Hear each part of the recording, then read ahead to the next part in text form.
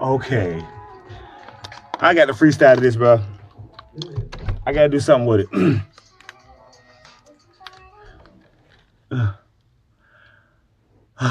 Yes. Let's do it.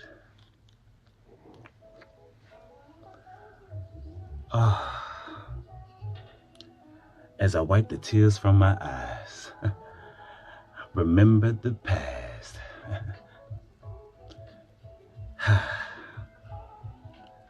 Sound. Action. Go. Remember the time I said that we had the rhyme that we sung for a dime. Oh my God, every time doing it on the T just for you and me. Oh my God, can't you see? Edible, edible, oh my God, can't you really catch it? Oh my God, I am hitting the stars every time I hit the rhyme. Oh, this is the song that gets me every time.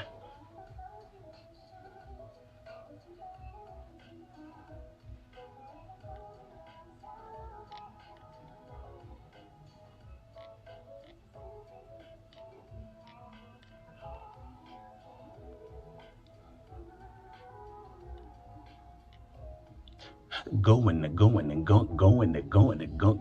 down the revolving door. I remember the store that I met you at. Never could forget, it was like too legit. Oh my God, it was like the rhyme. It was like the time that we had the mic that dropped from the sky. Oh my God, like the sweet potato pie that we hit when we went to the store. Oh my God, the whore, oh shit, she was the one that really made me hit the sun. Dumb was I when I beat my head up against the wall. Been sick with the pen since I was 16. Can you remember me? Oh my God, we just like friends. Seanad! You're ruining my beat.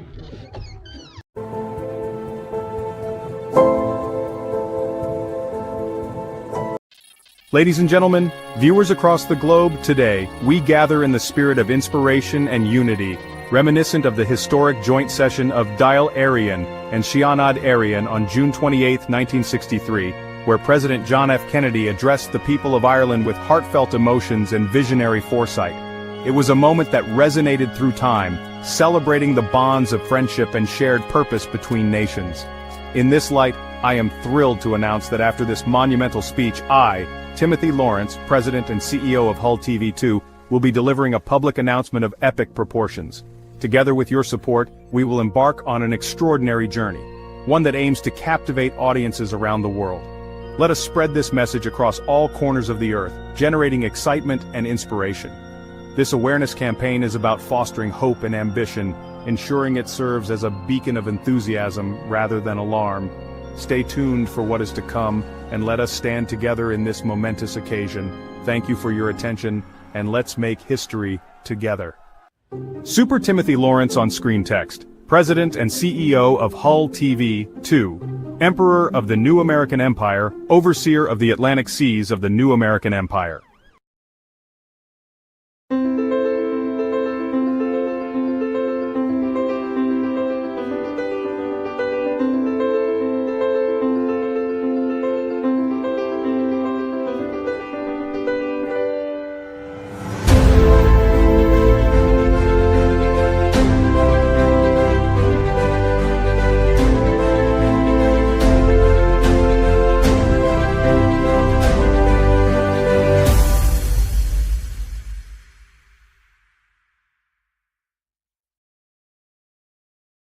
The journey to 42, the celebration of my excellence. On this day, the 13th of February, I celebrated the gift of my birth. 42 years of resilience and grace, a journey forged in the fires of worth. As an African American, I stand proud. 13 years in service, a soldier's call. Through battles of fault, both near and far, I learned to rise and stand tall. Locked away in the shadows, I dwelled, but from the darkness I sought the light, emerging renewed with purpose unveiled. determined to conquer, to ignite. In the river of life, my trials did flow. Like cascading waters, they washed me anew. Each struggle and pain, a lesson bestowed, a testament to strength, the power within you. My African excellence, a beacon so bright, guided my spirit through the turbulent seas. Through suffering and strife, I found my might, embracing my journey, my heart at ease. Now I stand before the world unashamed, a tapestry woven with the threads of my pain. Renewed and reborn in God's image proclaimed, showcasing talents, a legacy vast. To those who wander, lost in despair, know that your struggles can lead to your fight. Like petals that dance on a warm, gentle air, you too can rise, reclaiming your light. So here's to the journey, to the battles we've won, to mental well-being, to healing the soul. At 42 years, the best is yet to come. With hope in our hearts, together we will grow whole. Let this poem be a beacon, a call to the brave. For always seek change for those who believe. In the power of dreams, in the strength that we crave, may we all find our wings and enjoy we will achieve.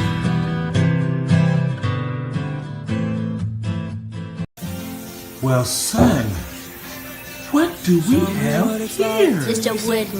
Is bread? I want to cut it. Oh my god, this looks so yummy. Wow, look at all the berries. Stuck here on the ground, lighting up the way. I can see the road ahead of me. I won't be stumbling in the dark. This is the best thing I ever tasted in my life. Holy bread, you gotta get it.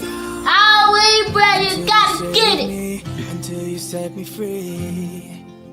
My eyes were closed, now I see clear as day. And I just wanted to say that you can take me high.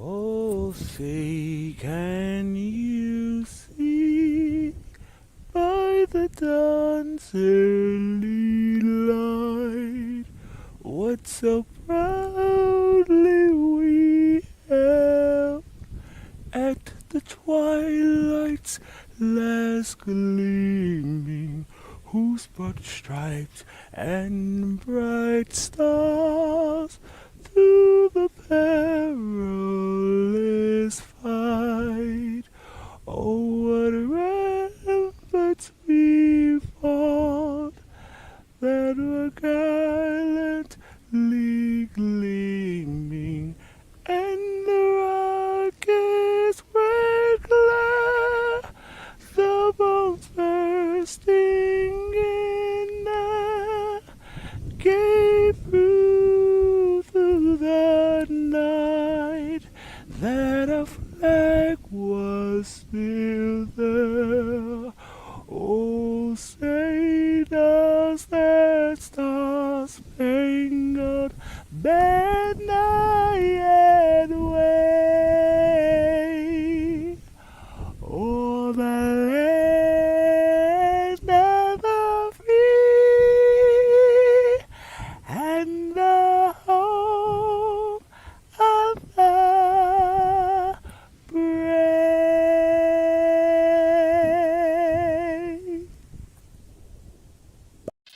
Ladies and gentlemen, viewers across the globe, today, we gather in the spirit of inspiration and unity, reminiscent of the historic joint session of Dáil, Éireann and Seanad, Éireann on June 28, 1963, where President John F. Kennedy addressed the people of Ireland with heartfelt emotions and visionary foresight.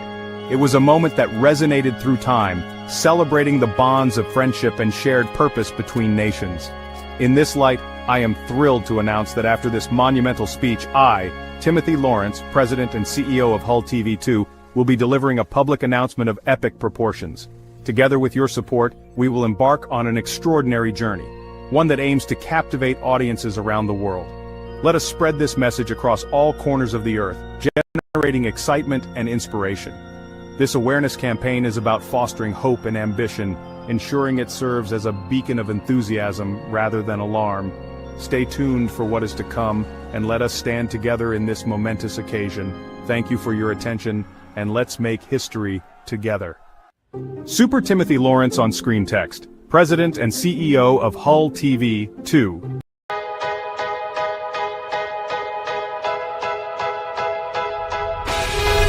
Give me the hate, give me the pleasure. Know where to run, know where to hide, pain is pleasure. I hear the wolves calling my name, no surrender. Here only the strong survive. Don't need a sign, nothing divine's gonna save me. I'm a machine, building a dream is what shaped me.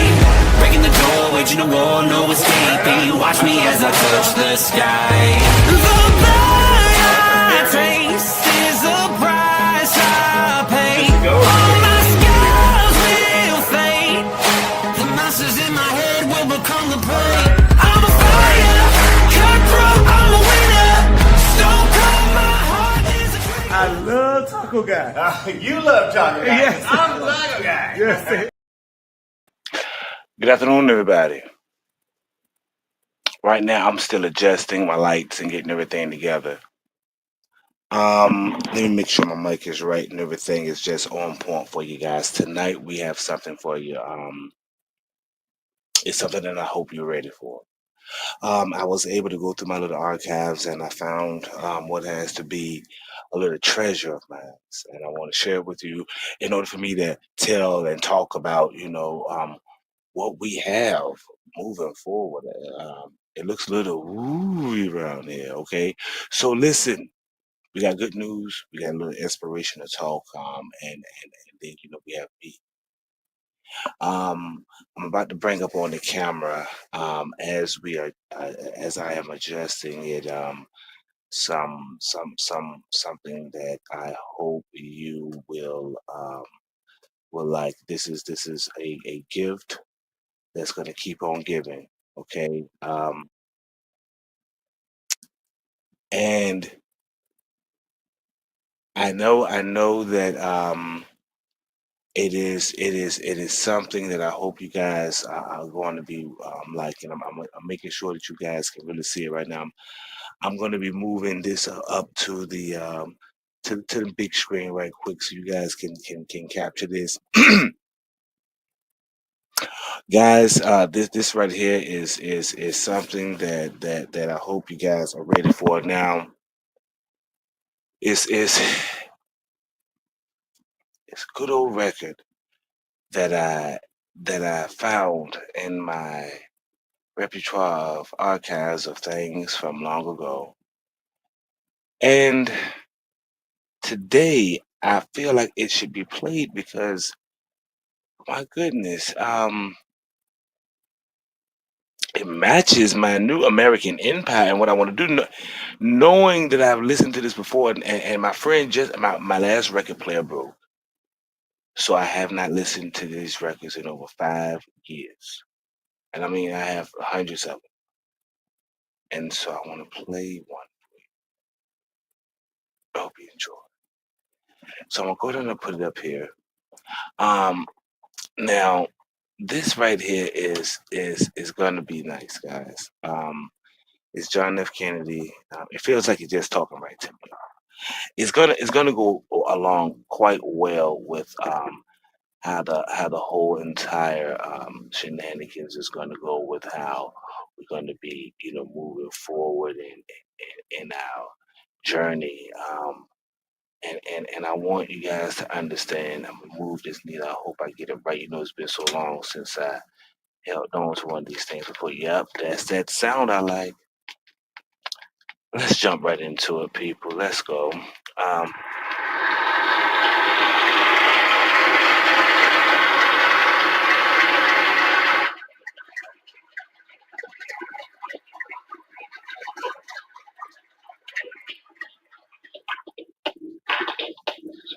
Prime Minister, members of the Parliament, I'm grateful for your welcome and for that of your countrymen. 13th day of September, 1862, will be a day that long remembered in American history. At Fredericksburg, Maryland, thousands of men fought and died on one of the bloodiest battlefields of the American Civil War. One of the most brilliant stories of that day was written by a band of 1,200 men who went into battle wearing a green sprig in their hats. They bore a proud heritage and a special courage given to those who had long fought for the cause of freedom. I am referring, of course, to the Irish Brigade. General Robert E. Lee, the great military leader of the Southern Confederate forces, said of this group of men after the battle, "The gallant stand which this bold brigade made on the heights of Fredericksburg is well known. Never were men so brave. They ennobled their race by their splendid gallantry on that desperate occasion.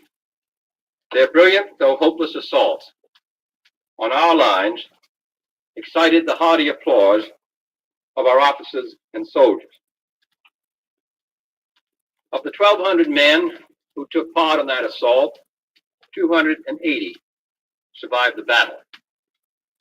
The Irish Brigade was led into battle on that occasion by Brigadier General Thomas F. Marr, who had participated in the unsuccessful Irish uprising of 1848, was captured by the British and sent in a prison ship to Australia, whence he came to America.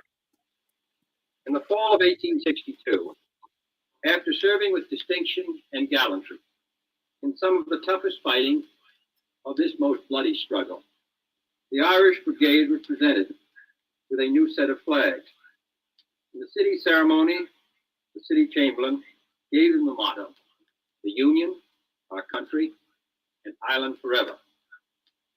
Their old ones having been torn to shreds by bullets in previous battles, Captain Richard McGee took possession of these flags on December 2nd in New York City and arrived with them on the Battle of Fredericksburg and carried them in the battle.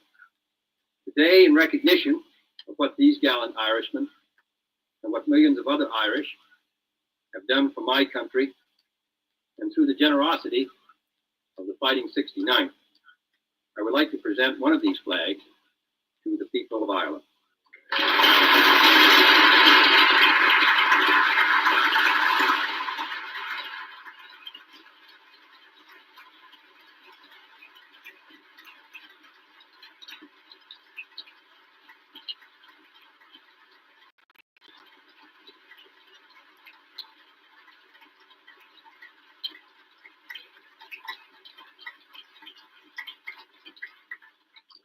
As you can see, gentlemen, the battle honors of the brigade include Fredericksburg, Chancellorsville, Yorktown, Fair Oaks, Gaines Hill, Allen's Farm, Savage's Station, White Oak Bridge, Glendale, Malvern Hills, Gettysburg, Bristow Station. I am deeply honored to be your guest in the free parliament of a free Ireland. If this nation had achieved its present political and economic stature a century or so ago, my great-grandfather might never have left New Ross, and I might, if fortunate, be sitting down there with you.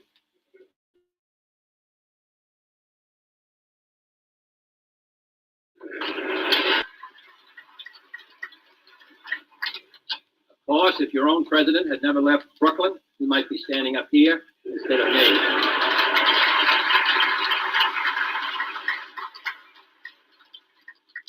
This elegant building, as you know, was once the property of the Fitzgerald family, but I have not come here to claim it. Of all the new relations I have discovered on this trip, I regret to say that no one has yet found any link between me and a great Irish patriot, Lord Edward Fitzgerald. Lord Edward, however, did not like to stay here in his family home because he wrote his mother, Leinster House does not inspire the brightest ideas.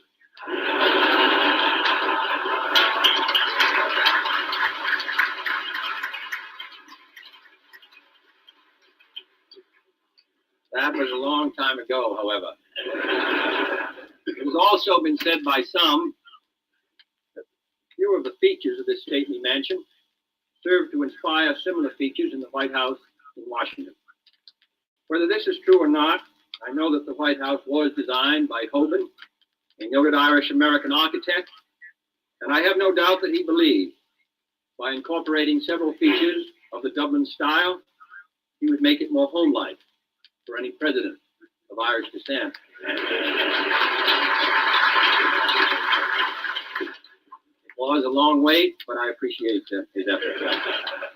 There is also an unconfirmed rumor that Hoban was never fully paid for his work on the White House.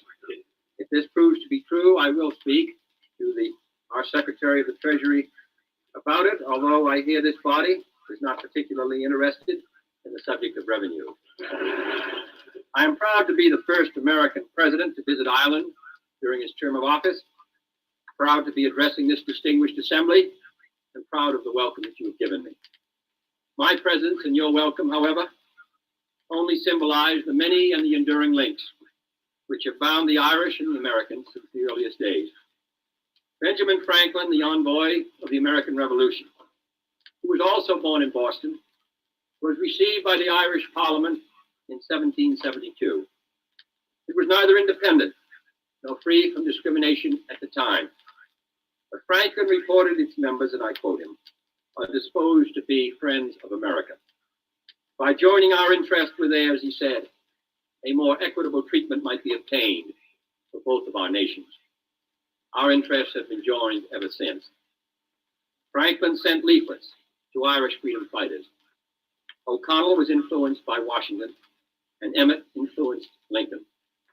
Irish volunteers played so predominant a role in the American army that Lord Mountjoy lamented in the British Parliament, we have lost America through the Irish. John Barry, whose statue was honored yesterday and whose sword is in my office, was only one who fought for liberty in America to set an example for liberty in Ireland. Yesterday was the 117th anniversary of the birth of Charles Stewart Parnell, whose grandfather fought under Barry and whose mother was born in America, and who at the age of 34 was invited to address the American Congress on the cause of Irish freedom. I have seen since I've been in this country, he said, so many tokens of the good wishes of the American people towards Ireland.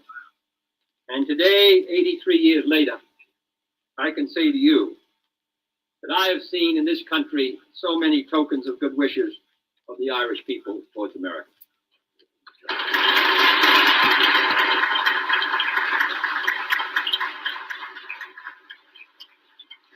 And so it is that our two nations, divided by distance, have been united by history.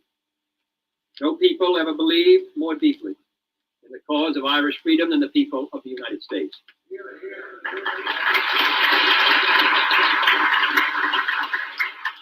And no country contributed more to building my own than your sons and daughters.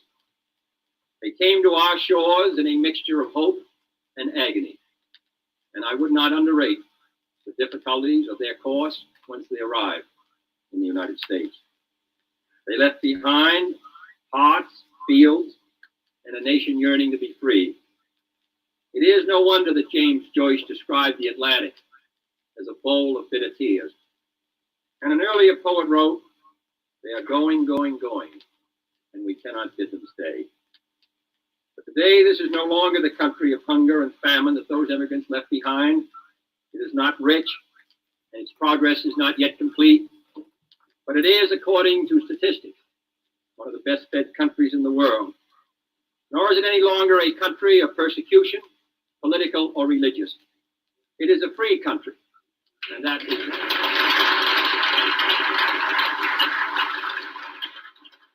is why any American feels at home. There are those who regard this history of past strife and exile as better forgotten. To use the phrase of Yeats, let us not casually reduce that great past to a trouble of fools. For we need not feel the bitterness of the past to discover its meaning for the present and the future.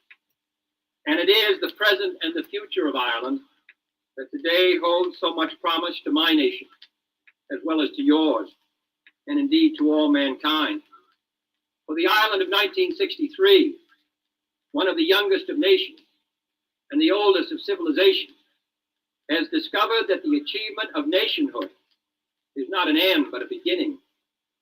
In the years since independence, you have undergone a new and peaceful revolution, an economic and industrial revolution, transforming the face of this land while still holding to the old spiritual and cultural values.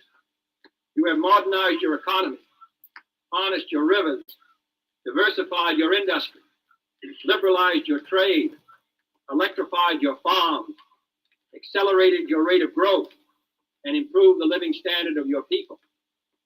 The other nations of the world, in whom Ireland has long invested her people and her children, are now investing their capital as well as their vacations here in Ireland. This revolution is not yet over, nor will it be, I am sure, until a fully modern Irish economy fully shares in world prosperity. But prosperity is not enough.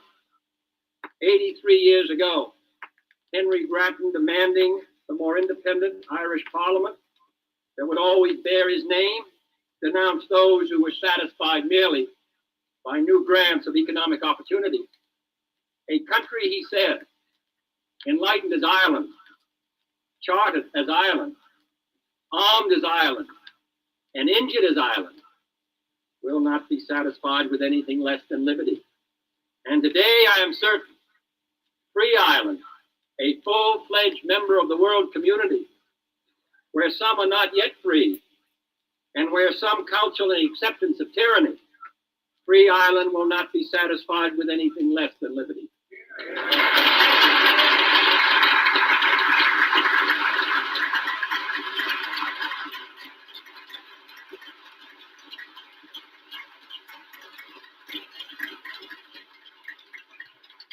I am glad, therefore, that Ireland is moving in the mainstream of current world events. For I sincerely believe that your future is as promising as your past is proud, and that your destiny lies not as a peaceful island in a sea of troubles, but as a maker and a shaper of world peace. For self-determination can no longer mean isolation, and the achievement of national independence today means withdrawal from the old status only to return to the world scene with a new one. New nations can build with their former governing powers the same kind of fruitful relationship which Ireland has established with Great Britain, a relationship founded on equality and mutual interest. And no nation, large or small, can be indifferent to the fate of others, near or far. Modern economics, weapons, and communications have made us realize more than ever that we are one human family, and this one planet is our home. The world is large, John Boyle O'Reilly wrote. The world is large when its weary leaves, two loving hearts divide. But the world is small when your enemy is loose on the other side. The world is smaller today, though the enemy of John Boyle O'Reilly is no longer a hostile power. Indeed, across the gulfs and barriers that now divide us, we must remember that there are no permanent enemies. Hostility today is a fact, but it is not a ruling law. The supreme reality of our time is our indivisibility as children of God and the common vulnerability of this planet.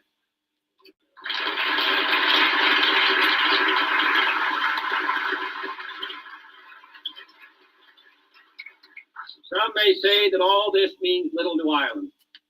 In an age where history moves with the tramp of earthquake feet, in an age where a handful of men and nations have the power to literally devastate mankind, in an age when the needs of the developing nations are so large and staggering that even the richest nations often groan with the burden of assistance.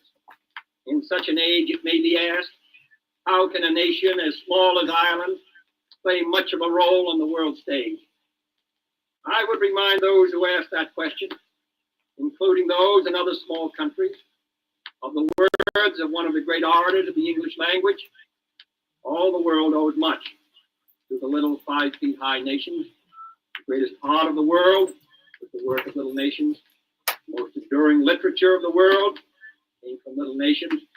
The heroic deeds that thrill humanity through generations were the deeds of little nations fighting for their freedom. And yes, the salvation of mankind came through a little nation. Ireland has already set an example and a standard for other small nations to follow. This has never been a rich or powerful country, and yet since earliest times, its influence on the world has been rich and powerful. No larger nation did more to keep Christianity and Western culture alive in their darkest centuries. No larger nation did more to spark the cause of American independence, and independence indeed around the world. And no larger nation has ever provided the world with more literary or artistic genius. This is an extraordinary country. George Bernard Shaw, speaking as an Irishman, summed up an approach to life. Other people, he said, see things and say, why? But I dream things that never were, and I say, why not? It is that quality. It is that quality of the Irish, the remarkable combination of hope, confidence, and imagination that is needed more than ever today. The problems of the world cannot possibly be solved by skeptics or cynics whose horizons are limited by the obvious realities. We need men who can dream of things that never were and ask why not. It matters not how small a nation is that seeks world peace and freedom. Or to paraphrase a citizen of my country, the humblest nation of all the world, when clad in the armor of a righteous cause, is stronger than all the hosts of error. Ireland is clad in the cause of national and human liberty with peace. To the extent that peace is disturbed by conflict between the former colonial powers and the new and developing nations, Ireland's role is unique. For every new nation knows that Ireland was the first of the small nations of the 20th century to win its struggle for independence.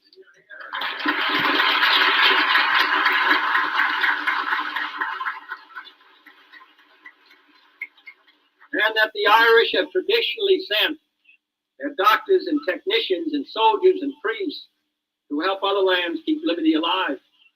At the same time, Ireland is part of Europe, associated with the Council of Europe, progressing in the context of Europe, and a prospective member of an expanded European common market. Thus, Ireland has excellent relations with both the old and the new, the confidence of both sides, and an opportunity to act where the actions of greater powers might be looked upon with suspicion. The central issue of freedom, however, is between those who believe in self-determination and those in the East who would impose upon others a harsh and repressive communist system. And here your nation wisely rejects the role of a go-between or a mediator.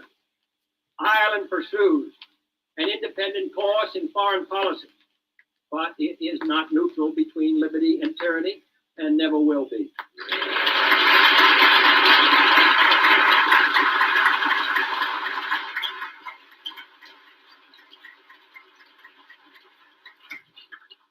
For knowing the meaning of foreign domination, Ireland is the example and inspiration to those enduring endless years of oppression.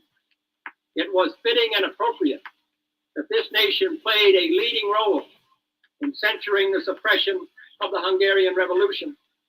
For how many times was Ireland's quest for freedom suppressed, only to have that quest renewed, by the succeeding generation? Those who suffer beyond that wall I saw on Wednesday in Berlin must not despair of their future. Let them remember the constancy, the faith, the endurance, and the final success of the Irish. And let them remember, as I heard sung by your sons and daughters yesterday in Wexford, the words, the boys of Wexford, who fought with heart and hand, who burst in twain the galling chain and free our native land.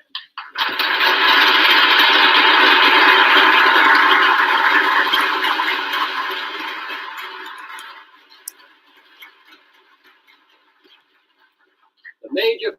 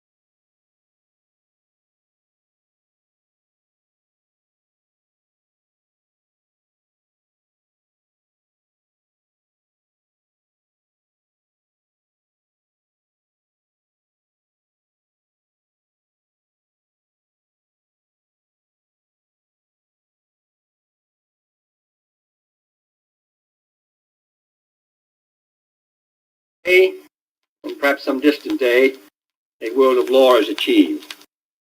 Ireland's influence in the United Nations is far greater than your relative size. You have not hesitated to take the lead on such sensitive issues as the Kashmir dispute, and you sponsored that most vital resolution adopted by the General Assembly, which opposed the spread of nuclear arms to any nation not now possessing them, urging an international agreement with inspection and control. And I pledge to you that the United States of America will do all in its power to achieve such an agreement and fulfill your resolution.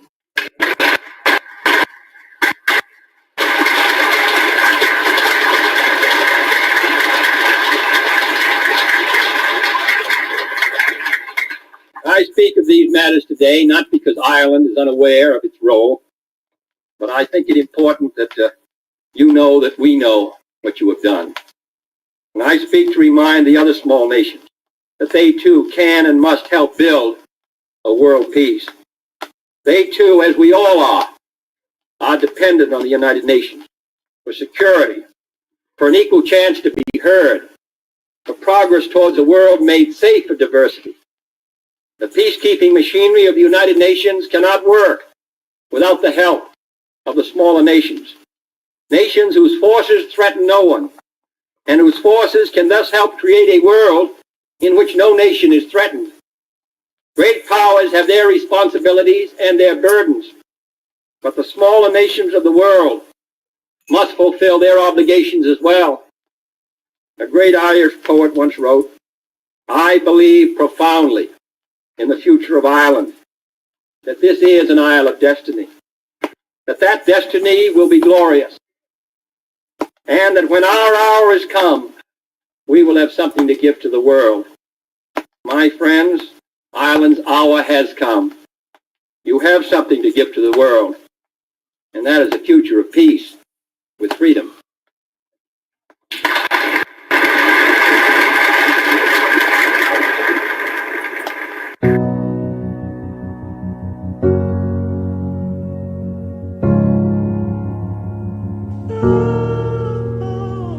Wishing on a star above, wishing for a sign of love, hoping the day will break, maybe today a stake, show you my handsome head, hoping I don't get hit, wisdom laid me to rest, damn I hope I don't fall like the rest, I don't wanna fall in love.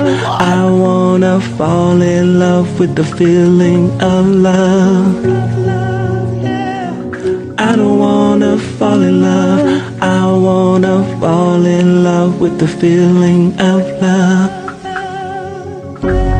Your status quo was met when you walked through that door. Your love rained on me, left me wet no more. Walking all around had me down. You never saw me wandering, just helped me be found. Open the door, let's walk. Talking the talk, not shout. I know it is hard, so pout. The enemy lurks, no doubt. Wisdom is hard to find. Life pours out pain like wine, so dying. Remember the time you spent not living but dying. The scent is chilling, oh my. Patience is waiting, so go ahead. Lazy is crazy, got me all spaced in my head. Waiting and waiting, got me all night in my bed. Wait, the sun's up already, midday I say. Patience is waiting, so go ahead. Lazy is crazy, got me all spaced in my head. Waiting and waiting, got me all night in my bed. Wait, the sun's up already. Oh, your status quo was met when you walked through that door. Your love rained on me, left me wet no more. Walking all around had me down. You never saw me wandering, just helped me be found. Your status quo was met when you walked through that door. Your love rained on me, left me wet no more. Walking all around had me down. You never saw me wandering, just helped me be found.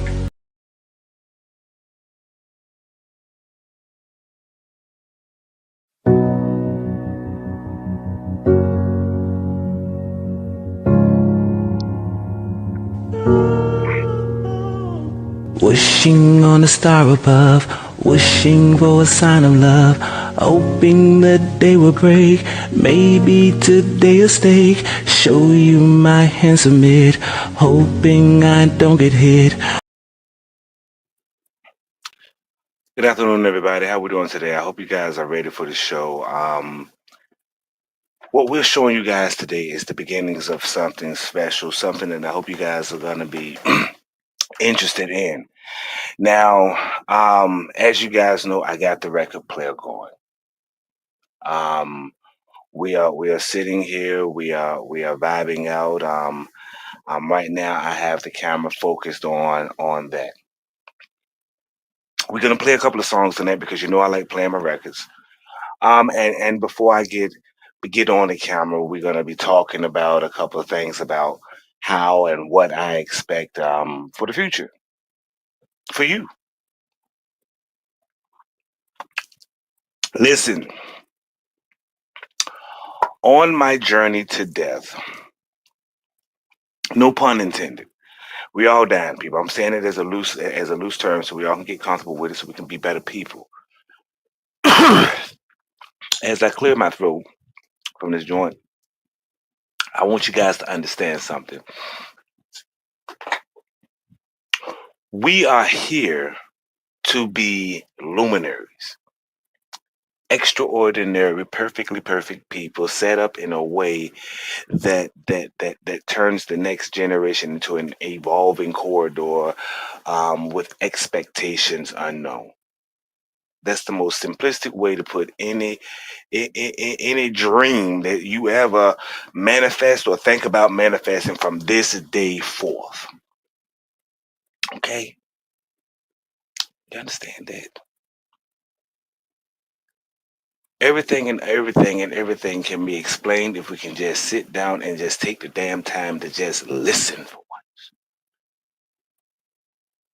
We just witnessed just a second ago a speech that was written 60 plus years ago that showcase the first nation that showcases the new world.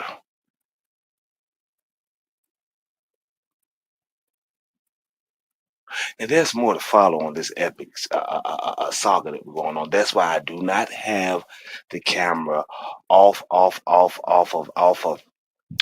this wonderful Wonderful, wonderful, wonderful record player right here.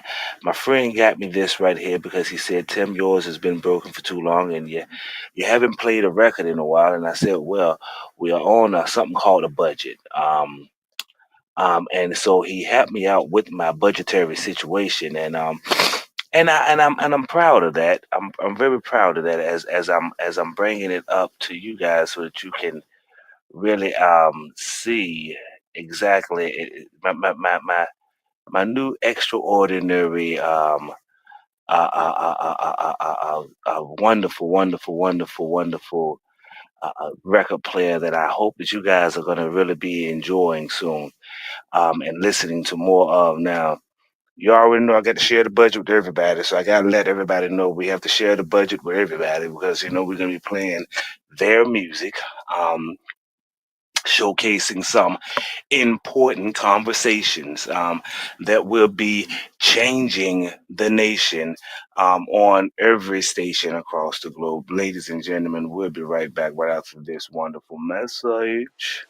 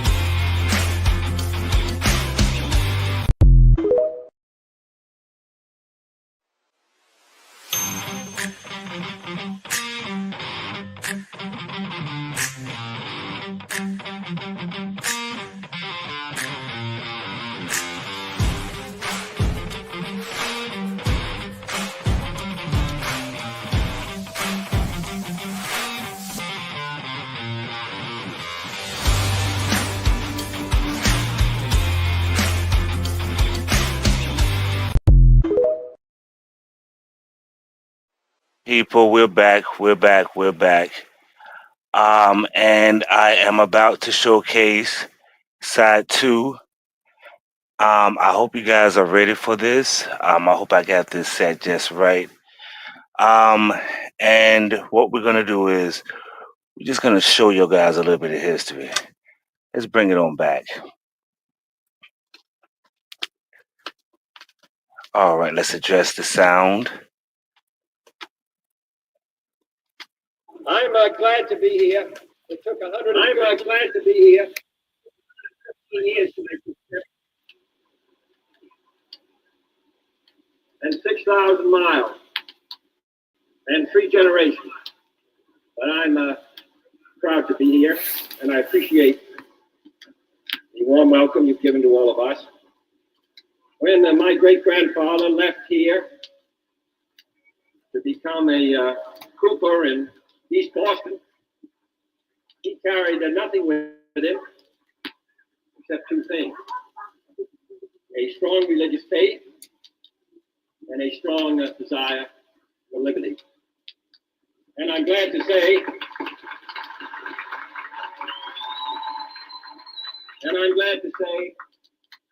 that all of his great-grandchildren have valued that inheritance.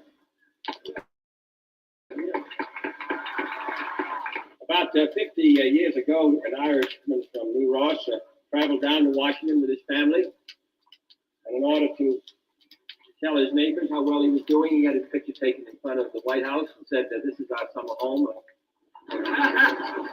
Come and see us. Well, it's our home also in the winter, and I hope you will come and see us.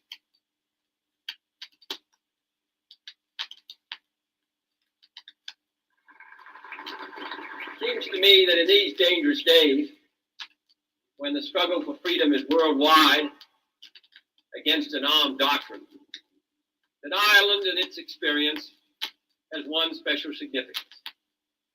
And that is that the people's fight, as John Boyle O'Reilly said, outlived 1,000 years, that it was possible for a foreign domination, it was possible for that people to maintain, and therefore those who may feel that in these difficult times, who may believe that freedom may be on the run, or that some nations may be permanently subjugated and eventually wiped out, would do well to remember Ireland.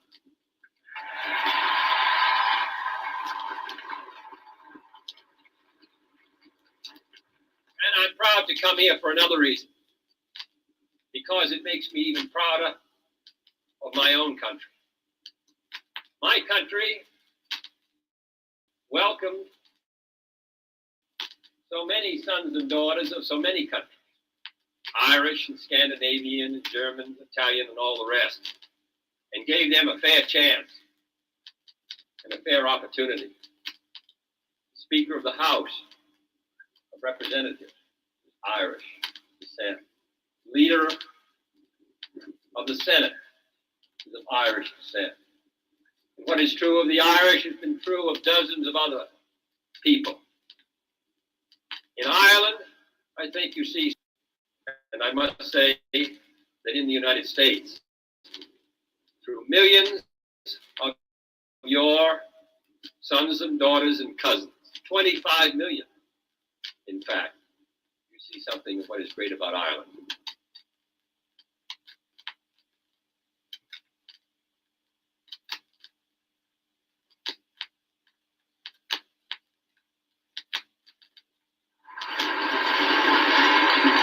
Most countries send out oil or iron, steel or gold, or some other crop, but Ireland has had only one export, and that's the people. They've gone all over the United States, and the United States has been generous to them. And I think it not unfair to say that they've been generous themselves and with their sons and daughters to the United States. What pleases me most about coming here is not only this connection which all of us in America feel with Ireland, even though time and generations may have separated us from this island, but also which I associate with the best not only of my own country, but of all that we're trying to do and all that we're trying to be. The world is a small place today, and it is, it seems to me, important that we recognize the kinship which exists between all free people. We are in a most climactic period, in the most difficult and dangerous struggle in the history of the world, in the most difficult and dangerous weapons which have ever been devised, which could annihilate the human race in a few hours. So I think it is important that those of us who happen to be Irish descent, come to Ireland, recognize an even stronger bond which exists between Ireland and the United States, between Europe and the United States, between Latin America and the United States, between people of Africa and people of Asia, between all people who wish to be free. That is the most important association, most important kinship. And I come to this island, which has been identified with that effort for 1,000 years, which was the first country in the 20th century to lead what is the most powerful tide of the 20th century, the desire for national independence, the desire to be free. And I come here in 1963 and find that strong tide still beats, still runs. And I drive from where we arrived to here, and am greeted by an honor guard on the way down, and nearly half of whom wear the blue ribbon, which indicates service in the Congo. So Ireland is still old Ireland, but it's found a new mission in the 1960s. And that is to lead the free world, to join with other countries of the free world, to do in the 60s what Ireland did in the early part of this century, and indeed has done for the last 800 years. And that is associate intimately with independence and freedom.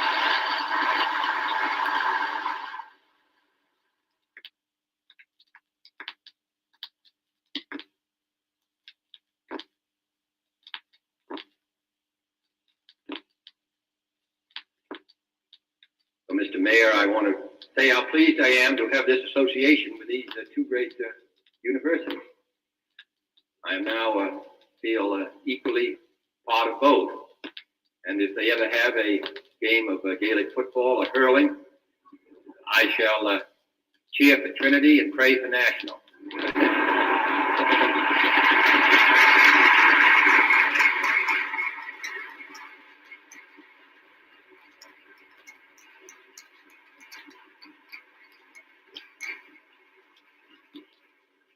It is appropriate and to have this opportunity to form this association because Ireland and education have been synonymous for nearly 2,000 years. For so many hundreds of years, this country had colleges and universities of 2,000, 3,000, and 4,000 students in the darkest ages of Europe, which served as the core and the foundation for what became the Enlightenment and the religious revival of Europe. This country was wise enough to see in days that were past that when it finally became independent, that it would need educated men and women. Democracy is a difficult kind of government. It requires the highest qualities of self-discipline, restraint, a willingness to make commitments and sacrifices for the general interest. And also it requires knowledge. My own country, in its earliest days, put the greatest emphasis on the development of education for her citizens. In the Northwest Ordinance, which was drafted by Thomas Jefferson and John Adams, it was provided that a section of land would be set aside in every 30 sections in order to educate the people. Thomas Jefferson once said, if you expect the people to be ignorant and free, you expect what never was and never will be. And in the height of the Civil War, when the outcome was most uncertain and the results in doubt, the United States Congress, under the leadership of Abraham Lincoln, passed the Morrill Act, which established our land-grant colleges and which set aside a public land in every state in order to maintain a state college and state university. And we have just recently celebrated the 100th anniversary, and we now have in every one of our states universities which have educated our sons and daughters and helped make it possible to maintain self-government. So education, these two great schools, the city of Dublin, the country of Ireland, the future of the West, all are closely intertwined. And I can assure you that there are no honors that you could give me as the President of the United States than to have received the three distinctions which I hold today and shall always value.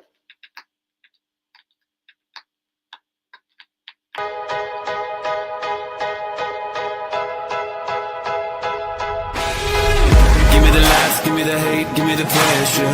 Know where to run, know where to hide, pain is pleasure. I hear the wolves calling my name, no surrender. Here only the strong survive. Don't need a sign, nothing divine's gonna save me. I'm a machine, building a dream is what shaped me.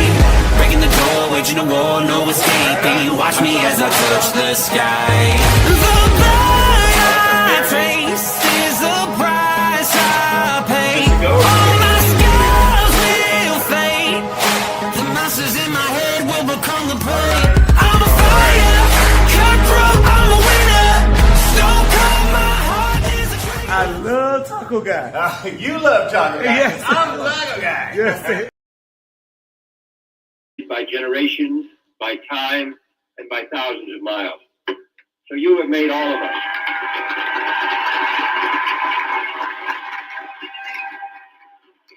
You send us home covered with gifts, which we can barely carry, but most of all, you send us home with the warmest memories of you and of your country.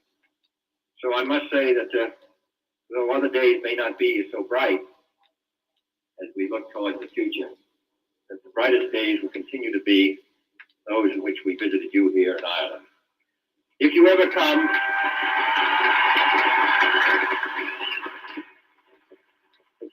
to America, come to Washington, and I tell them if they wonder who you are at the gate that you come from Galway. The word will be out, and when you do, Becate me the Falche, which means in Gaelic 100,000 welcome.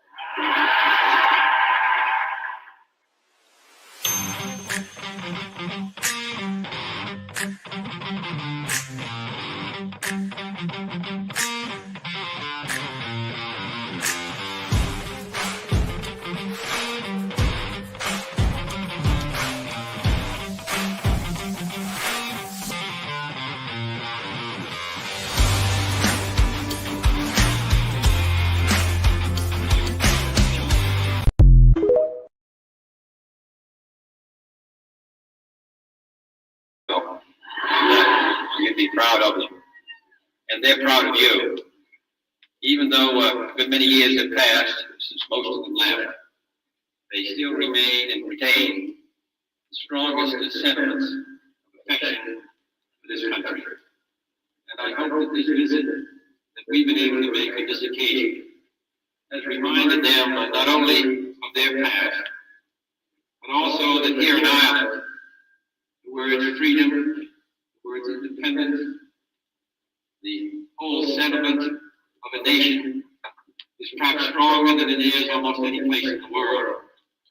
I don't think that I've passed through a more impressive ceremony than the one I experienced in Dublin when I went with the Prime Minister to put a wreath on the grave of the man who died in 1916. I carry with me as I go the warmest sentiments of appreciation to all of you. This is a great country with a great people. And I know that when I'm back in Washington, that I can, while I not see you, I will see you in my mind and feel all of your good wishes, as we all will in our hearts. Last night, somebody sang a song which says the words of which I'm sure you know, which come back to Éireann, the morning, come back, Maroon, to the land of thy birth. Come with the shamrock in the springtime of the morning. This is not the land of my birth, but it's the land for which I hold the greatest affection. And I certainly will come back in the springtime. Thank you.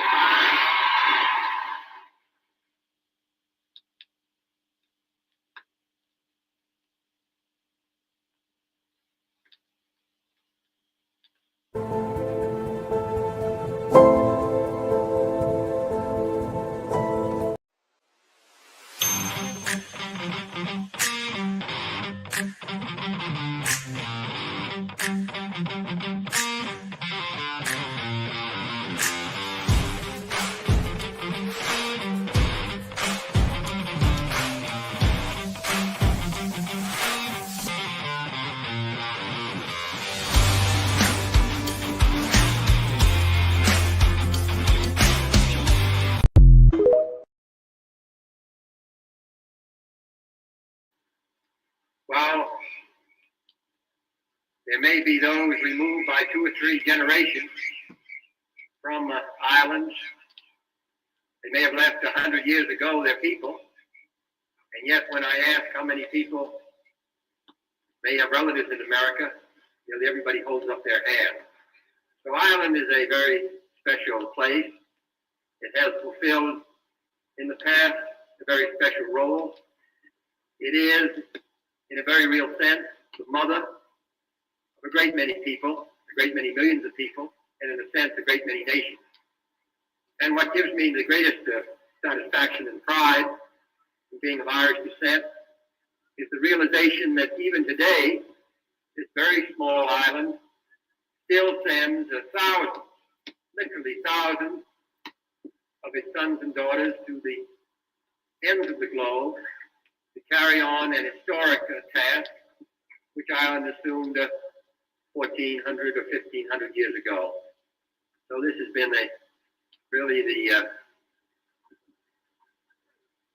high point of our trip. Last night I sat next to the wife of your president, so I told her I was coming to Shannon, and she immediately quoted this poem, and I wrote down the words because I thought they're beautiful. His it is, the Shannon's brightly glancing stream, brightly gleaming, silent in the morning beam, oversight in transit. Thus returned from travels long, years of exile, years of pain, to see old Shannon's face again. Oh, the water's glancing. Well, I'm going to come back and see old Shannon's face again.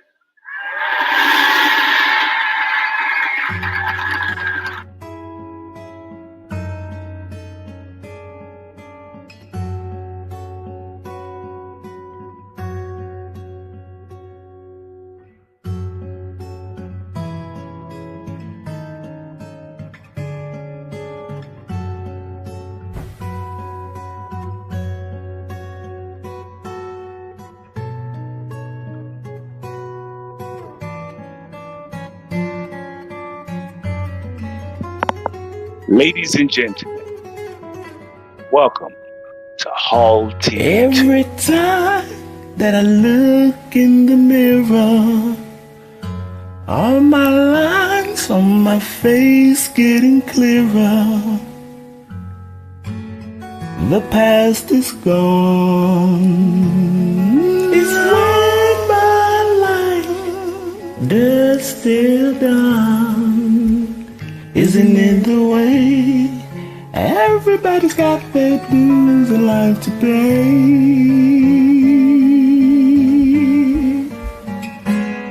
I know nobody knows where it comes and where it goes. I know it's everybody's sin. You got to lose to know how to win.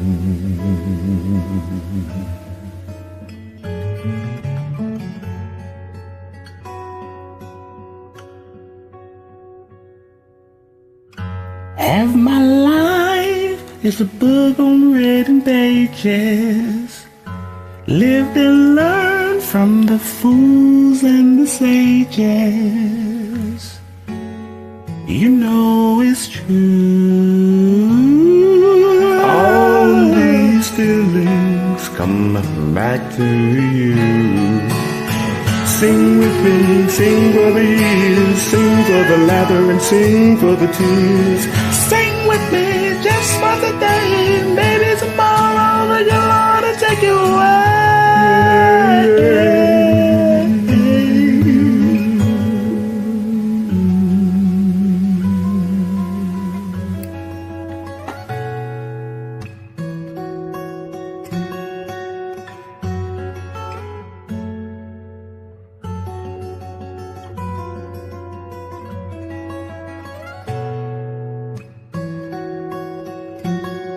Yeah, sing with me, sing for the day, sing for the laughter and sing for the tear. Sing with me just for the day, maybe tomorrow and your Lord will take you away.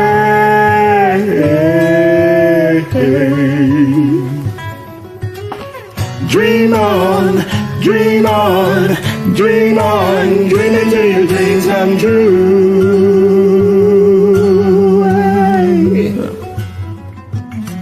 Dream on, dream on, dream on, dream until your dreams come true. Dream on, dream on, dream on, dream on, dream on, dream on, dream on, dream on.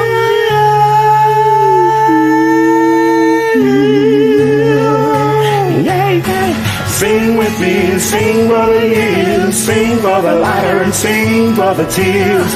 Sing with me just for today, sing tomorrow and Lord will take you away. Sing with me, sing for the years, sing for the laughter and sing for the tears.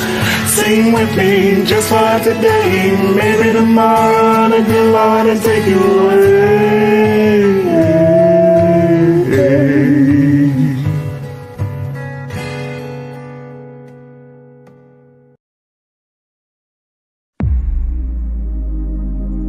Do it your way. You don't need their permission, but you need yours. You don't need their permission, but you do need yours. You do need to look at yourself and declare who you are, and you need to believe it. You think my dreams are too big? I said, absolutely not. You're just telling them to the wrong person. For some of you, The reason why you're not taking advantage of this opportunity is not because you don't believe in it, you don't believe in you.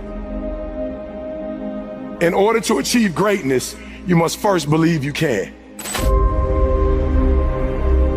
Because I get to decide. I'm running my life now.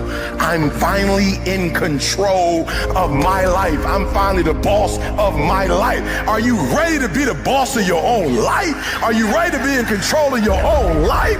Are you ready? And you deserve to have everything you want. You deserve to live your best life. You deserve it. And stop listening to the people who tell you you don't. Kill the noise. What do they know? We're gonna do the hard work now. So here's the hard work. I need you to confront you. I was created to be great. I was created to do great things. I was created to have great things, and I will no longer ask others for their permission. That person who was your hater, they thought they defeated you. That person who told you you'll never amount to anything, they thought they defeated you. You want me to tell you to give up? Huh? You want me to tell you to quit? Huh? Is that what you want me to say? You want to hear E.T. say, it's all right to give up. It's all right to surrender. That's what you want me to say? But listen to me, Brad, I can't tell you that. Some of us just grind. Some of us don't make excuses. Some of us don't surrender. Some of us don't give up and give in. It's our dream. Nobody's gonna see it like you do it. It's your dream. Nobody's gonna feel it like you feel it. It's your dream. Nobody's gonna be as dedicated to it as you are. It's your dream, and they don't have to understand, and they don't have to like it, and they don't have to do it. It doesn't make a difference. It's your dream, and you, my friend, have been given the task to make it happen, and you can't let anything stop you from doing what you were called to do. What we do with the pressure is we say, I gotta take it, and I gotta take it to another level. Once you start questioning yourself, you already lost. All of us will be successful in life if we don't quit. I gotta believe in me before anybody else believe in me. I get up at 3 because it's silent. It's easier to be focused when the environment is focused. Most of you wake up and you try to make money. Listen to me, if you would make you, money would come to you. Okay, you missed that whole thing I just said. If you would make you a better person, you'd make more money. Now, watch what I do. The way people spend their money or treat their money is how I treat my time. All right, let me explain what I mean to you. I make sure that every single day in that 24-hour period that I'm getting a whole bunch of wins. So I'm supposed to be doing this at this time, doing this at this time, doing this at this time, doing this at this time. The problem with most of you waking up and you worshiping money. Man, I was in the back with Cole. Cole was like, E, I got this opportunity for you. I got this opportunity. I got this opportunity. When you become number one, you have to chase opportunities. So I became number one, not meaning I'm better than nobody else. It means I just mastered my craft to the point that I know what I do that don't nobody else do. I know that I have a way of doing in this industry what nobody else does, and I picked out in this industry, I've crafted out my own room. And your problem is you at 50% knocking on doors trying to get the result, somebody at 100%. And you wondering why it ain't working. Because while you're doing what they're doing, you're not, they are.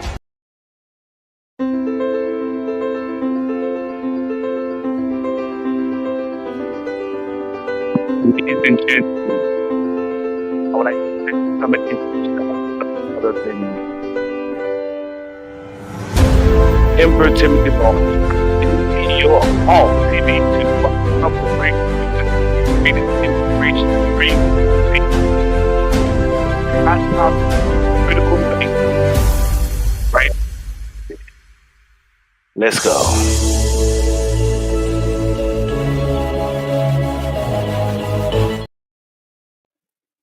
How we doing, everybody? This is a great day.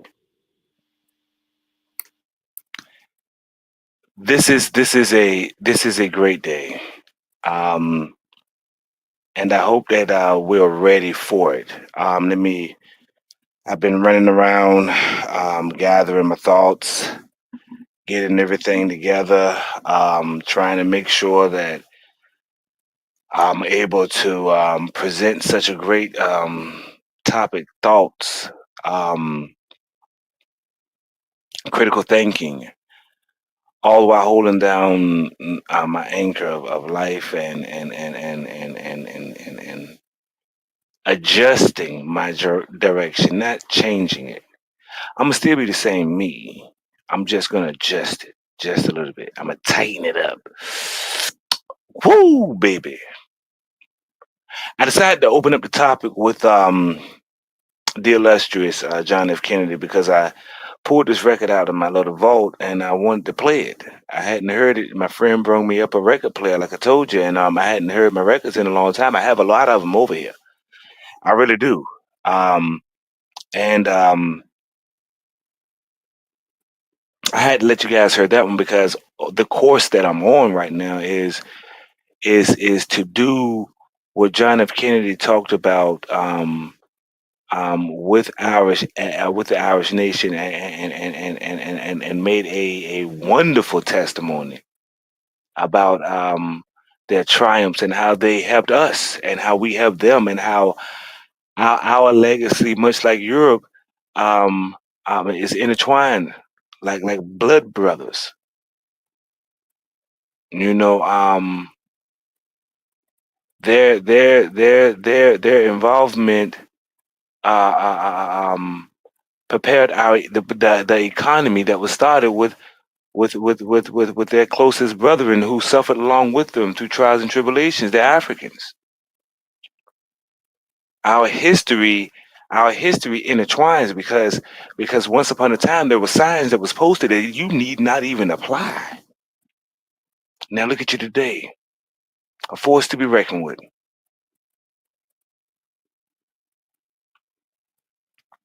Challenging nuclear awareness, bringing forth challenges, and also being the first of the new world. Wow. That is exactly why the new American empire must exist, hand in hand with a nation that I believe helped this nation be exactly what it is today, great.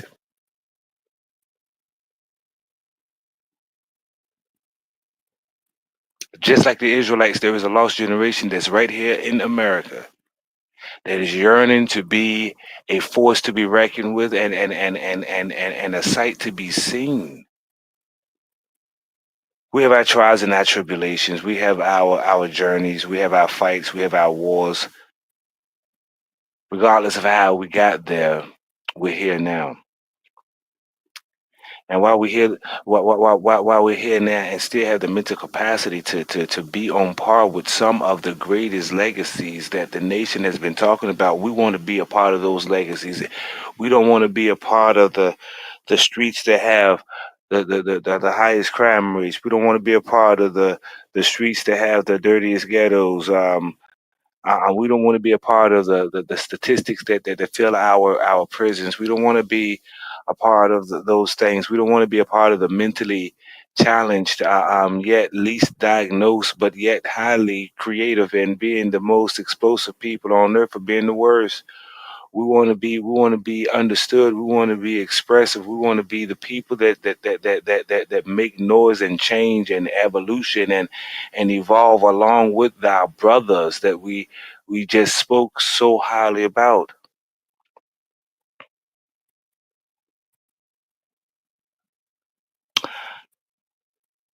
And with that, I'm putting together, with the help of some of my friends, who's discussing this and it's in motion now. We're gonna be doing a youth rally, and I'm getting them involved right now to head it up. As emperor, it is my job to see a problem, and when I see a problem, I have to look at it, Look at it. Then look at it one more time. And then say, oh God, let me see how well I can make this the best outcome possible. Okay. What am I talking about? You see, the nation is always talking about how we have crime problems. You hear the news every day. You got immigration issues. You know, we have all these problems with mental health, and I mean, we got more damn problems than a little bit. Yet, and then still, we add a doctor to the problem, never really solving the solution, only adding the pill. The pill that doesn't really heal, but it adds you to the equation of the drug problems now.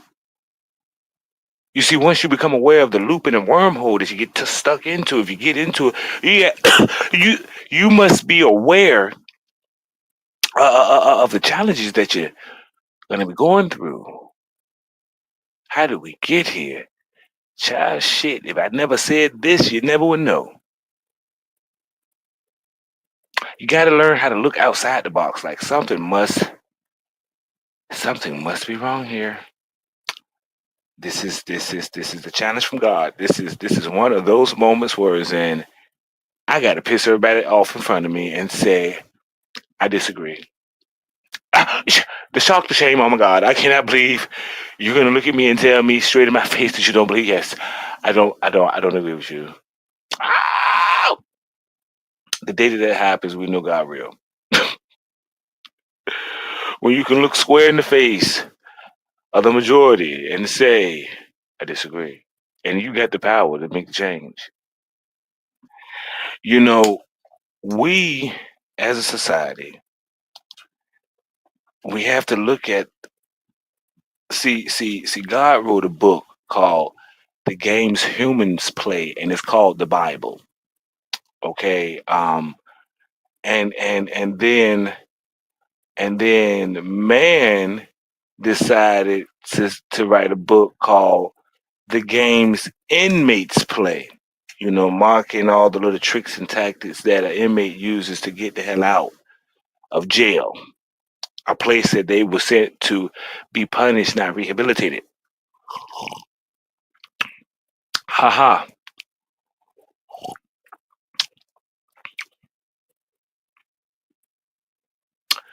Now we're in a state of rebuild, evolution, revolution. And after opening up my chest of records, I was absolutely ecstatic about what was missing in today's time.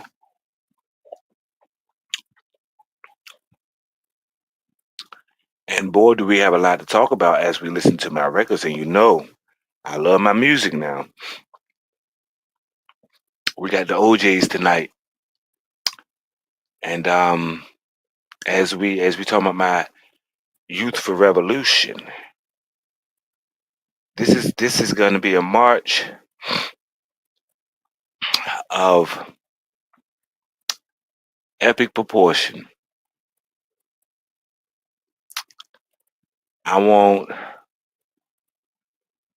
1,000,000 feet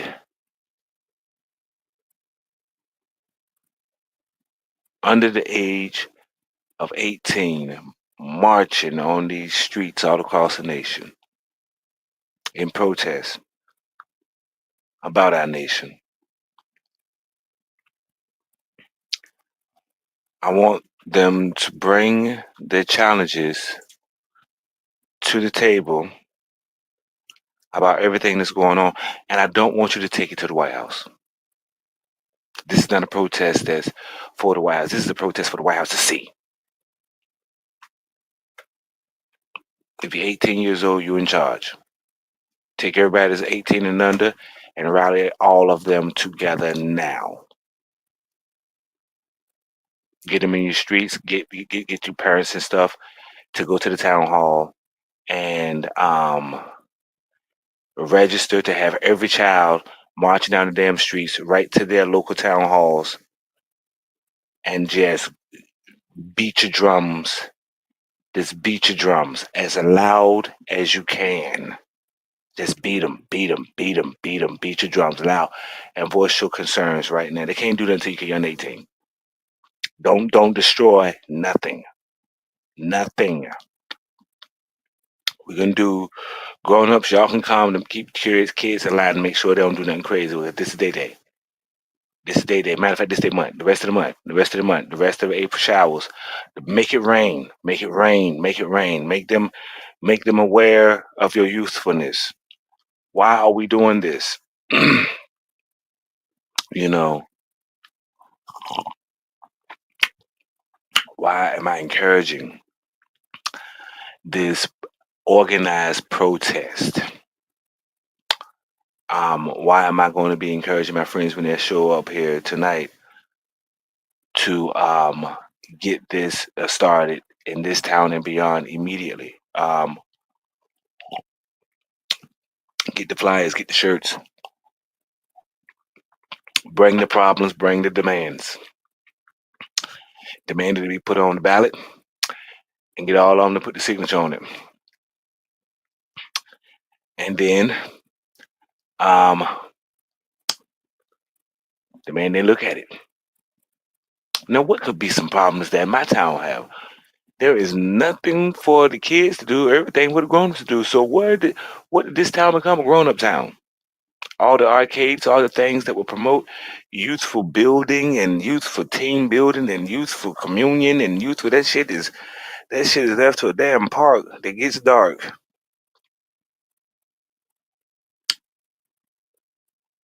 Sex, drugs, and rock and roll.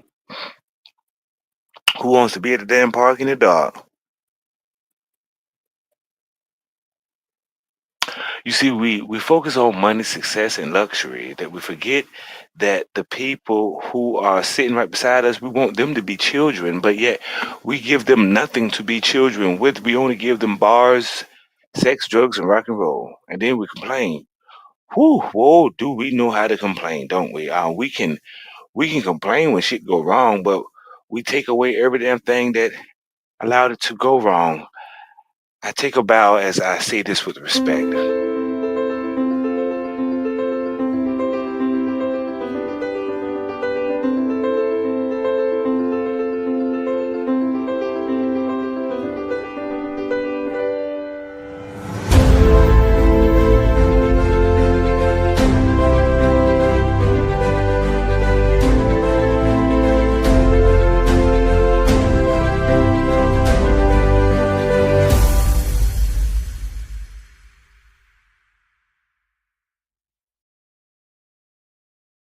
The journey to 42, the celebration of my excellence. On this day, the 13th of February, I celebrated the gift of my birth. 42 years of resilience and grace, a journey forged in the fires of worth. As an African American, I stand proud. 13 years in service, a soldier's call. Through battles of fault, both near and far, I learned to rise and stand tall. Locked away in the shadows, I dwelled, but from the darkness, I sought the light, emerging renewed with purpose unveiled. Determined to conquer, to ignite. In the river of life, my trials did flow. Like cascading waters, they washed me anew. Each struggle and pain, a lesson bestowed, a testament to strength, the power within you. My African excellence, a beacon so bright, guided my spirit through the turbulent seas. Through suffering and strife, I found my might, embracing my journey, my heart at ease. Now I stand before the world unashamed, a tapestry woven with the threads of my pain. Renewed and reborn in God's image proclaimed, showcasing talents, a legacy vast. To those who wander, lost in despair, know that your struggles can lead to your fight. Like petals that dance on a warm, gentle air, you too can rise, reclaiming your light. So here's to the journey, to the battles we've won, to mental well-being, to healing the soul. At 42 years, the best is yet to come. With hope in our hearts, together we will grow whole. Let this poem be a beacon, a call to the brave. For all we seek change, for those who believe. In the power of dreams, and the strength that we crave, may we all find our wings, and in joy we will achieve.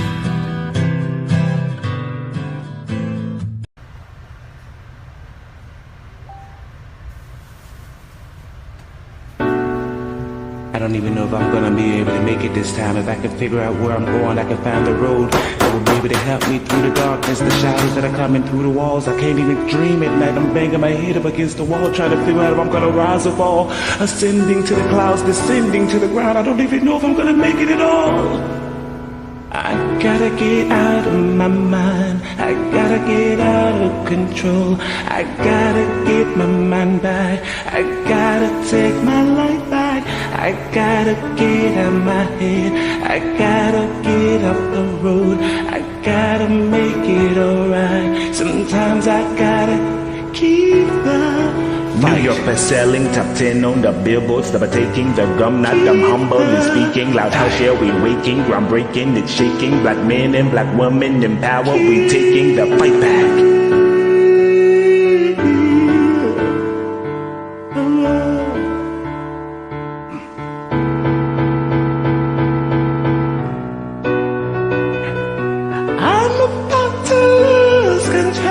Chasing, I'm making legends, get ready, protocol. I'm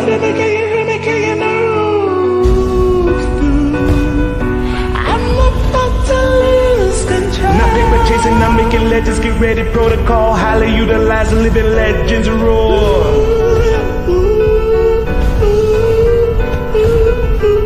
Now paper chasing, I'm making money, get ready, protocol.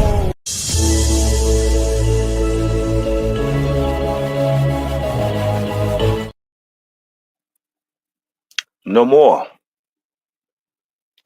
No more we're going to leave you out of the picture. If you were able to be on the stage with the president signing in new legislation, you're going to be on the forefront of every day on the thing dealing with our legacy and our future and our existence. No more you're going to stand across the street and watch your arcades get torn down only to have new, fresh other buildings get put in place. No, we're going to get them same people that assist in getting torn down. We're going to have them build something else. I urge you guys to get a petition signed. I will type it up for you. We're going to get a blanket one, get it pushed out so that you guys can edit it in any way. Bring your issues. Get your friends involved. Y'all know what you're missing more than anybody else. You go back a couple days, just a few weeks ago. You have ITY going out in Ashmont. You have children on Ashmont standing on cameras, telling people that they are being jumped and bullied and beat up for fun. Leaving school. Yet and still, we have a Congress in disorder. We have terrorists out of the world,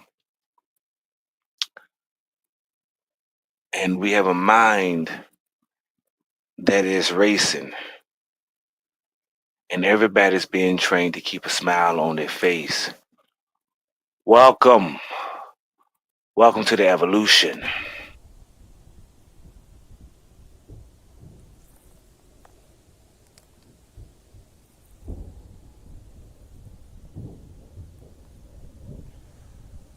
Oh, say, can you see by the dawn's early light what so proudly we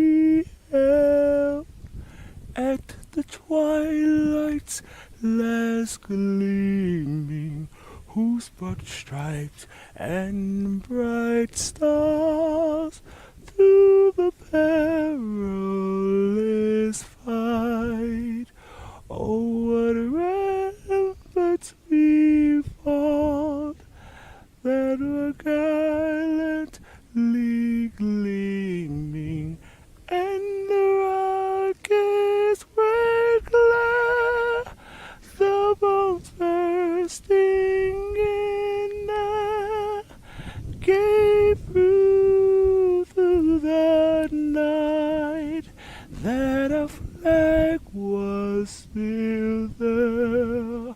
Oh, say does that star-spangled banner yet wave o'er the land of the free and the home of the brave.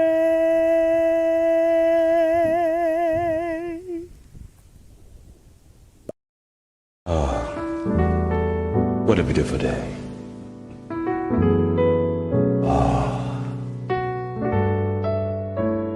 Let's take a walk.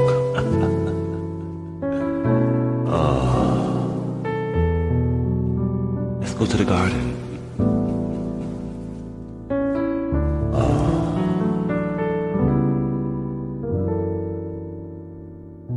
Fly me to the moon and let me sing among those stars.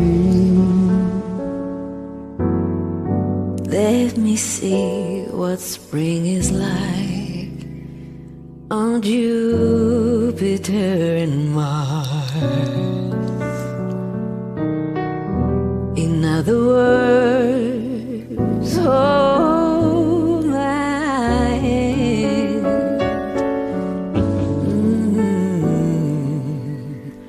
In other words, baby, kiss me. Fill my heart with song, let me sing forevermore. You are all I long for, all I worship and adore. In other words, please be true. Oh, oh, in other words, I love you.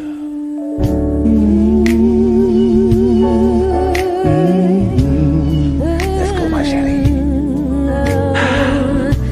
Fly me to the moon, let me sing among those stars. Let me see what spring is like on Jupiter and Mars. In other words, hold my hand. In other words, darling, kiss me. Fill my heart with song, let me sing forevermore. You, all I long for, all I worship and adore. In other words, please be true. In other words, I love you.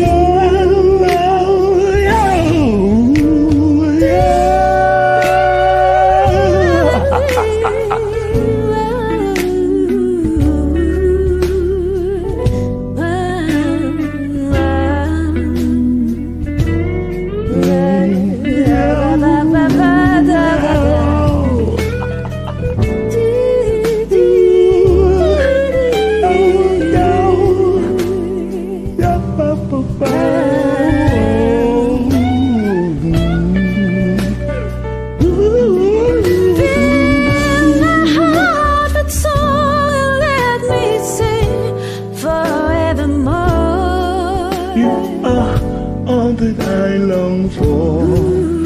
All I worship and adore. Otherwise, please be true. In other words,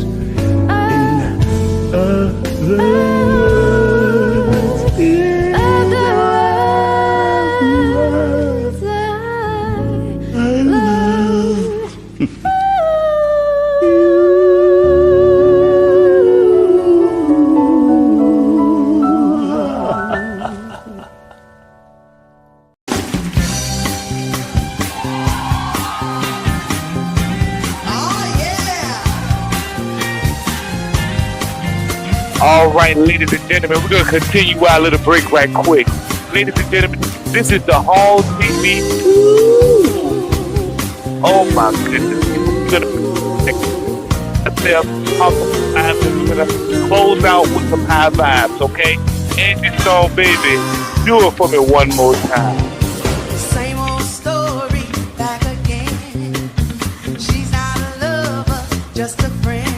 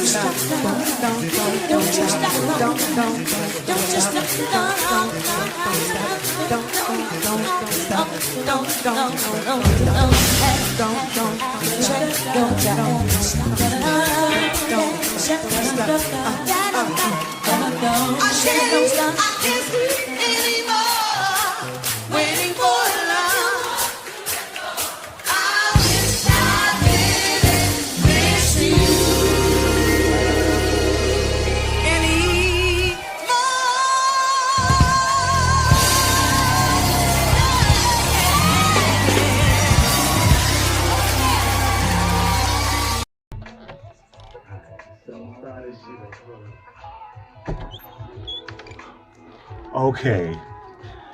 I got to freestyle this, bro. I got to do something with it.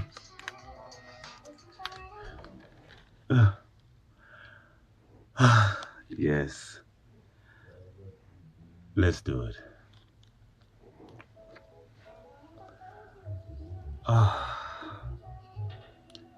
As I wipe the tears from my eyes, remember the past.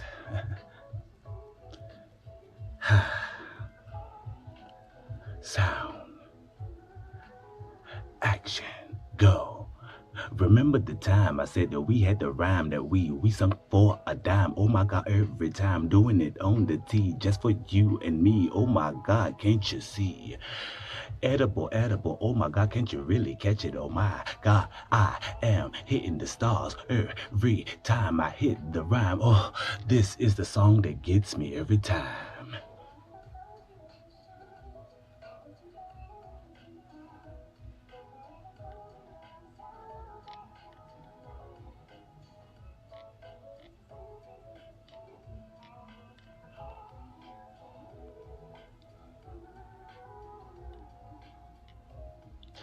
Going down the revolving door. I remember the store that I met you at. Never could forget. It was like too legit. Oh my God, it was like the rhyme. It was like the time that we had the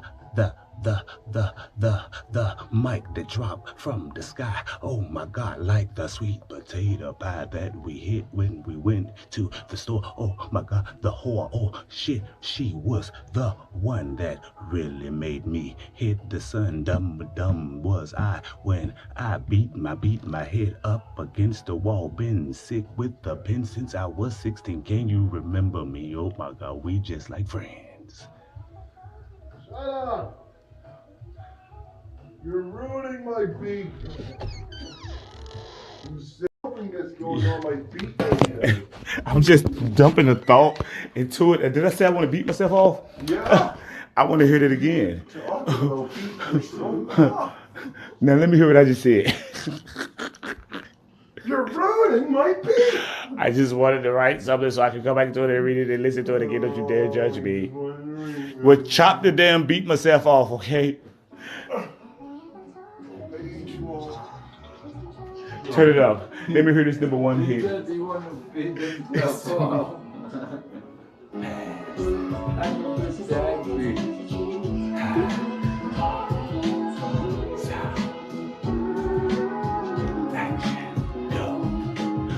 the time I said when we had the rhyme that we sung for a dime. Oh my God, every time doing it on the T just for you and me. Oh my God, can't you see?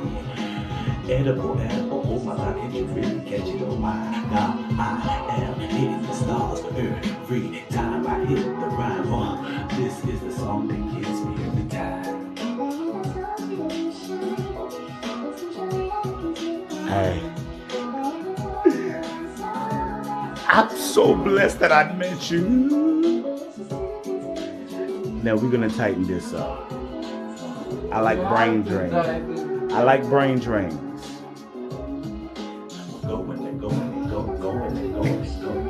Down the revolving door.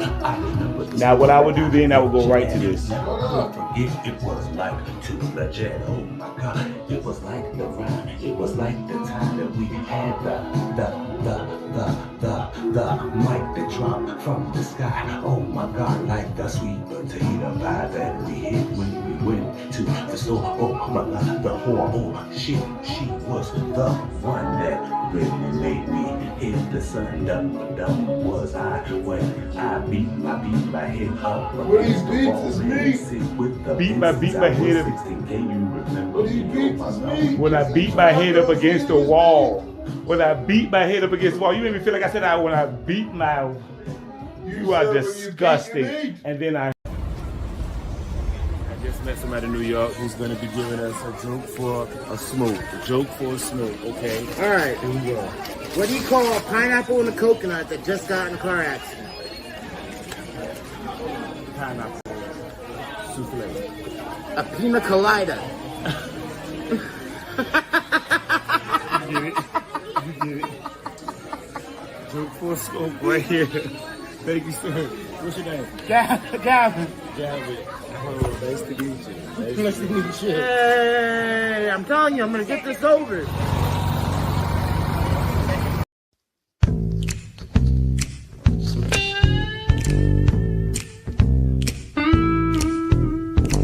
Never knew how much I love you. Never knew how much I care. When you put your arms around me, I get a fever so hard to bear. You give me fever when you kiss me, fever when you hold me tight. Fever in the morning, fever all through the night. Everybody's got the fever, that is something you all know. Fever is such something new. Fever started long ago. Sun lights up the daytime, moon lights up the night. Oh, I light up when you call my name, and you know I'm gonna treat you right. You give me fever when you kiss me, fever when you hold me tight. Fever in the morning, fever all through the night. Romeo loved Juliet, Juliet she felt the same. When he put his arms around her, he said, Julie baby, you're my flame. Now give this fever when we kiss it, fever with a blaming you. Fever, I'm on fire, fever, yeah, I burn. Captain Smith and Pocahontas had a very mad affair. When her daddy tried to kill him, she said, Daddy, oh, don't you care? There he gives me fever. Fever when he holds me tight. Oh, fever.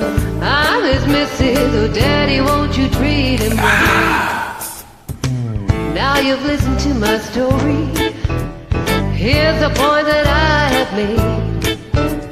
Cats were born to get chicks fever, be it Fahrenheit or centigrade. When you kiss them, fever if you live and learn. Fever. Tell your sister, what a lovely way to burn.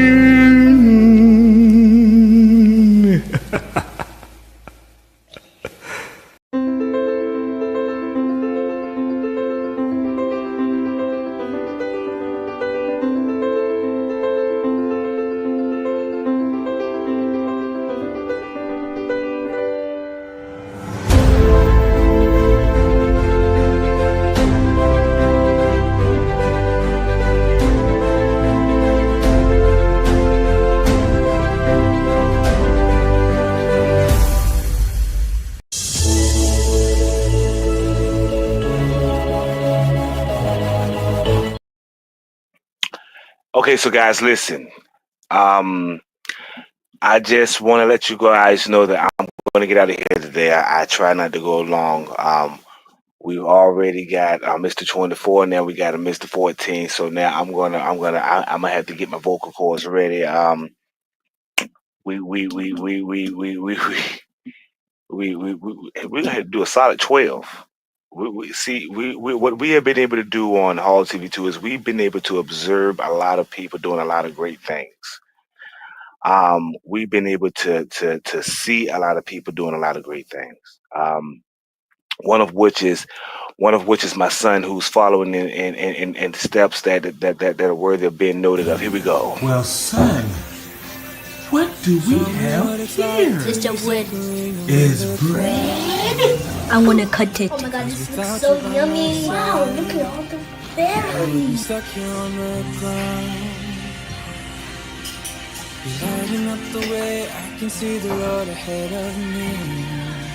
I won't be stumbling in the dark. This is the best thing I ever tasted in my life. Holy bread, you gotta get it. Holy bread, you gotta get it. Until you set me free. My eyes were closed, now I see clear as day. And I just wanted to say that you can take me high. We don't have time to play. Finally here? Yeah, we're the first spot. We're here at the first spot, ladies and gentlemen. We let the world know where we at. At the Town of Hull's Town Hall.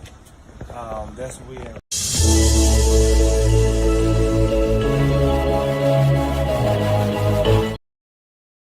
That's right.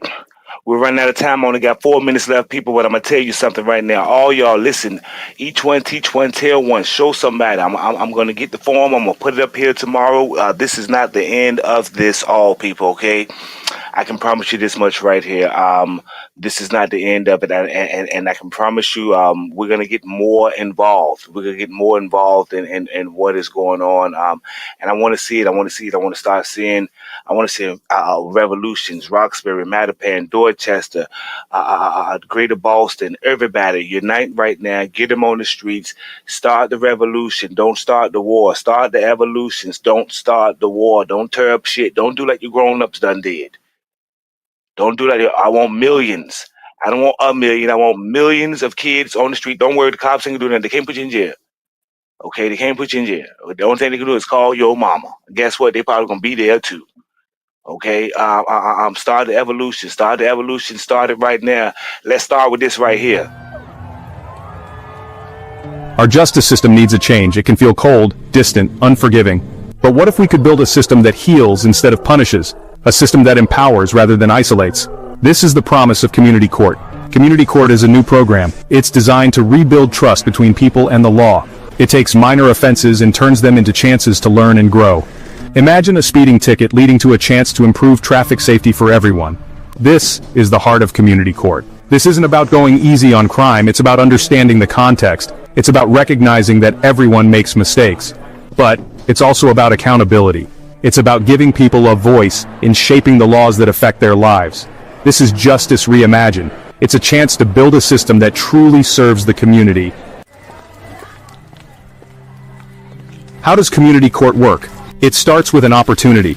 Instead of fines or jail time for minor offenses, individuals can choose a different path. They can participate in community service, educational workshops, or even legislative review sessions. These aren't just punishments in disguise. They're chances to learn, to grow, and to make a real difference. Imagine someone who received a noise complaint helping to organize a neighborhood concert, or someone with a vandalism charge assisting with a community mural project. The focus is on restorative justice. This means repairing harm and rebuilding relationships. It means giving people a stake in their community's well-being. It's about understanding that justice isn't just about punishment. It's about creating a safer, more just society for everyone. Community Court empowers individuals to become active participants in the justice process. It recognizes that true justice requires understanding, collaboration, and a commitment to positive change. Community Court didn't just help me avoid a fine, it helped me find my purpose. I never thought I'd say this, but getting caught was the best thing that ever happened to me. I learned that my actions have consequences, and I found a mentor in the process. The impact of Community Court is best understood through the stories of those who have experienced it firsthand. Take Maria, a single mother who received a citation for a broken taillight. Unable to afford the fine, she faced losing her license and her job. Through Community Court, Maria was given the opportunity to volunteer at a local food bank. She discovered a passion for helping others and became a regular volunteer. Then there's John, a young man who was caught vandalizing a park. Through community court, he was required to participate in a restorative justice circle with the park's caretaker.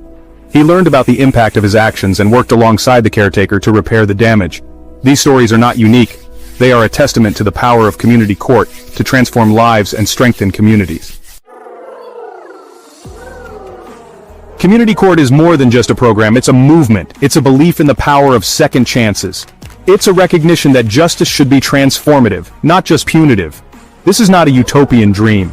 It's a reality being built every day in courtrooms and communities across the country. It's a testament to the hard work of judges, lawyers, social workers, and community members who believe in a better way. The journey towards a more just and equitable society requires a collective effort. It demands that we rethink our assumptions about justice and embrace innovative solutions. Community court is a shining example of what is possible when we choose compassion, collaboration, and a commitment to building a brighter future together. Join us. Be a part of the change.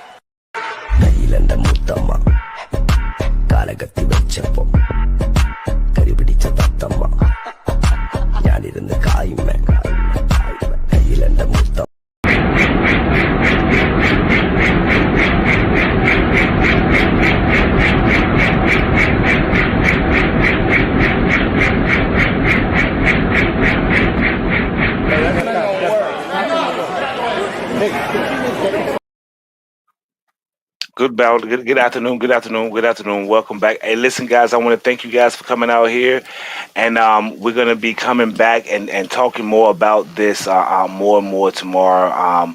But I want you guys to bear witness to some great things that's happening, and I want you guys to stay tuned to more that's going to be happening tomorrow. Okay, love you guys. Check you out tomorrow. Holla for $1. Holla.